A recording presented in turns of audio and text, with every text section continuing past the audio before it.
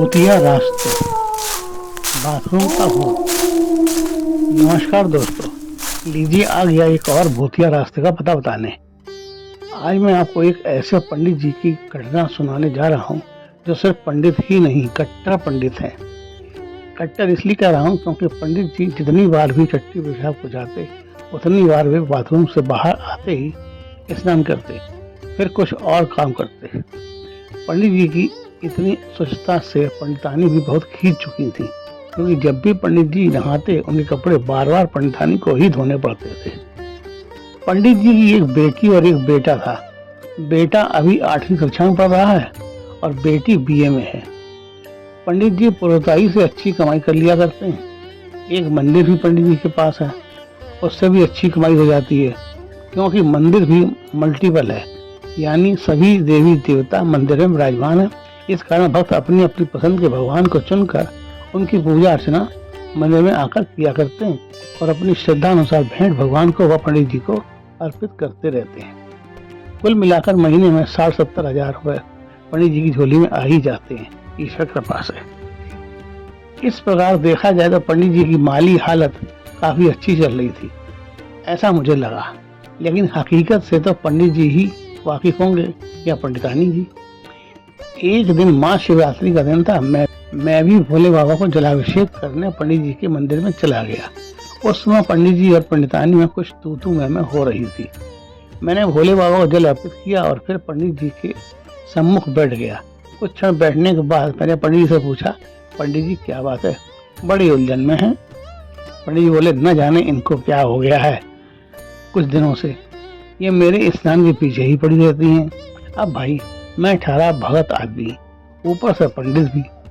मैंने हंसते हुए पंडित जी की चुटकी लेते हुए कहा, हाँ ये बात तो है, करेला वह भी नहीं चढ़ा, लेकिन पंडितानी जी को आपके स्नान से क्या परेशानी होने लगी? पंडित जी चिढ़ते हुए बोले, कपड़ा जो धोने पड़ते हैं रसोई को। मैंने कहा, ओह तो ये बात है। इसी समय पंडितानी ही कहीं से प्रकट हो गई। मुझे देखकर मैं नमस्कार करती हुई बोली, नमस्ते भाई साहब, कुछ दिनों से मैं आपको ही याद कर रही थी। मैंने कहा, अहो भाग्य हमारे जो आपने मुझे याद किया। आदेश करें भाभी जी, बंदा आपकी क्या सेवा कर सकता है? पंडितानी बोली, मस्करी नहीं भाई साहब, मैं बहुत परेशान चल रही हूँ, आइए अंदर आइए, चाय बनाती हूँ आपके लिए। पंडित जी बोले, हाँ भाई आप ही इन्हें कुछ समझाइए, रात दिन मेरे पीछे ही पड़ी रहती हैं, जीना हराम कर रखा है।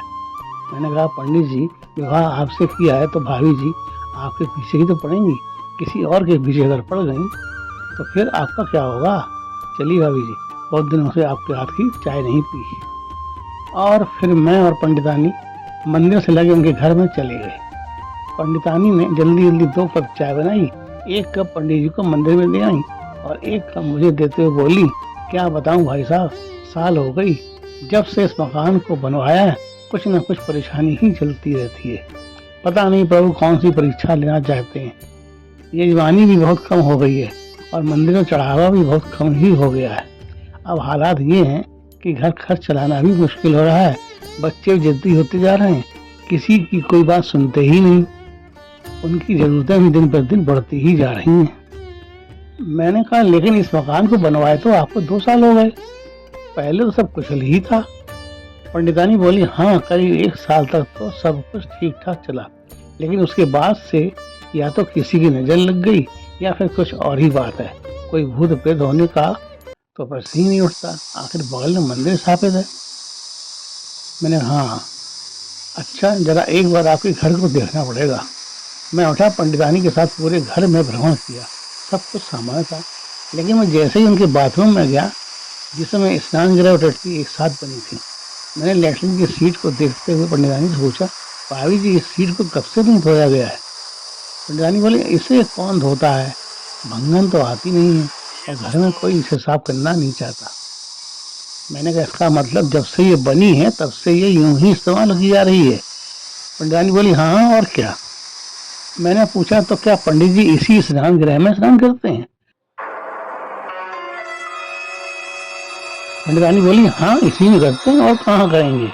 मैंने कहा, अब आइए भाभी जी, कमरे में बैठते हैं।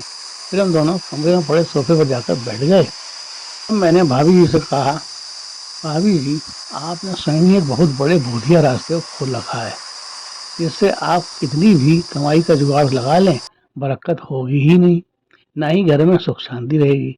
इसका कारण ये है कि आपने जब से अपना मकान बनवाया, तब से आज तक जैसा आपने अभी बताया, आपने बाथरूम की सफाई ही नहीं की। अब आप चाहे कितनी भी सफाई कर लें घर की, लेकिन जब तक आप अपने बाथरूम को चमचमाता हुआ नहीं रखेंगी, तब तक आपके घर में बरकत नहीं हो सकती। आजमा कर देख लें, जिस दिन से आप अपने बाथरूम को साफ करना शुरू कर देंगी, उसी दिन से आपके घर में बरकत होने लगेगी, यानी आपका ये भूतिया रास्ता हमेशा के लिए बंद हो जाएगा। जी हाँ, ये बात एकदम सच है। आपके घर का बाथरूम अगर साफ नहीं होगा, तो निश्चित ही आपके घर में नकारात्मक ऊर्जा का विकास ही होता रहेगा, जो आपकी बरकत को रुकावट पैदा करेगा। बस यही है भूत, जो आपके घर को बर्बाद करके ही छोड़ता है। इसी के साथ कल फिर मिलेंगे एक नए भूतिया रास्ते के साथ। नमस्कार।